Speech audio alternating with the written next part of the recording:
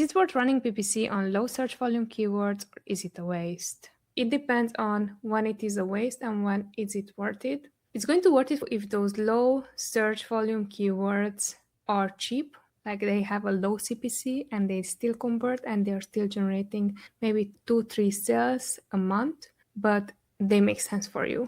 It's not worth it for you to run PPC for low search volume keywords the moment that those low search volume keywords cost you $15, it's 100 search volume, you're barely converting on them, and you could also use the same budget to test on a high search volume keyword. That's the way I would look at it. At the beginning, when we started ads, I was like, yes, go for long tail keywords because they are helpful and they are evidently low search volumes. Not especially now in 2025, what I'm seeing is that it's really highly dependent on how well are you converting on those keywords, because those keywords can also get expensive.